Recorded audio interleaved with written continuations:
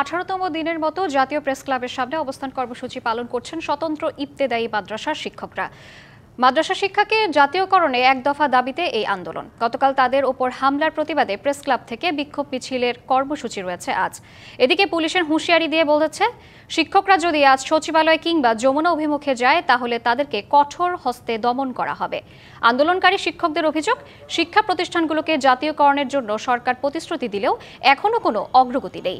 বাধ্য হয়ে দেশের সব স্বতন্ত্র ইবতেদায়ী মাদ্রাসার শিক্ষকরা রাজপথে নেমে এসেছেন।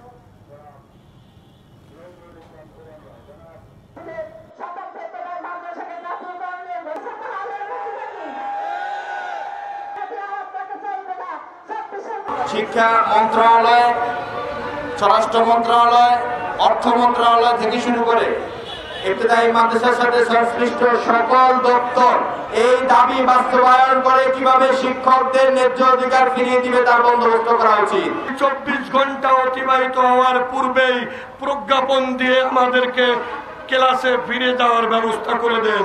যতক্ষণ পর্যন্ত আমাদের মাদ্রাসা বোর্ডের রেজিস্ট্রিকৃত যত মাদ্রাসা আছে এগুলা যদি জাতীয়করণের প্রজ্ঞাপন না হয় কতক্ষণ পর্যন্ত আমরা এখান থেকে উঠবো না। মাদ্রাসা শিক্ষাকে জাতীয়করণের এক দফা দাবিতে এই আন্দোলন। জাতীয় প্রেস ক্লাবের সামনে থেকে আরো জানাচ্ছেন সহকর্মী অজিত সরকার।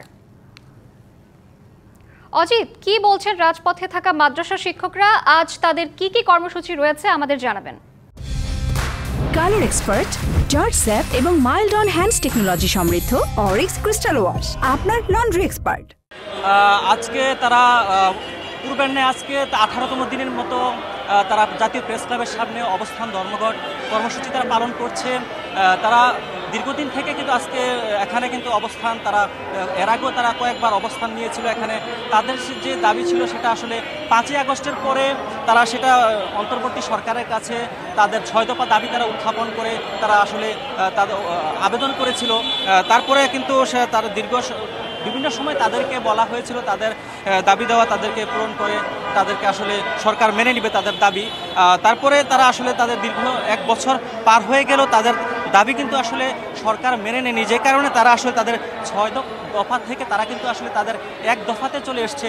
সেটা হলো তাদের মাদ্রাসা শিক্ষাকে জাতীয়করণ করতে হবে।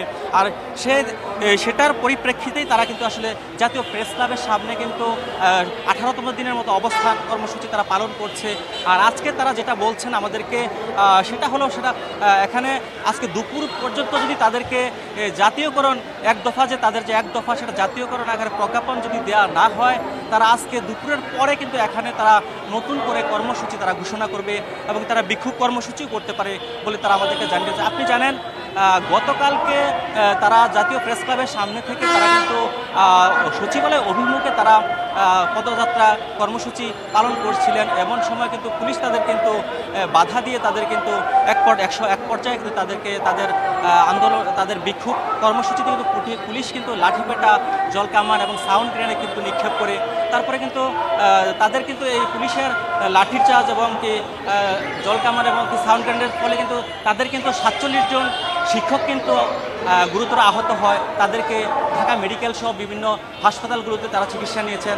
তারা আজকে আমাদেরকে যেটা বলছেন তাদের 1 দফা 1 দাবি, তারা এই দাবিতে তারা কিন্তু তাদের যে মাদ্রাসা শিক্ষাকে জাতীয়করণ করতেই হবে, সেটা না হলে তারা কিন্তু এই জাতীয় প্রেস ক্লাবের সামনে তারা অবস্থান ধর্মঘট পালন করবেন। এই ছিল এখন পর্যন্ত আমার কাছে।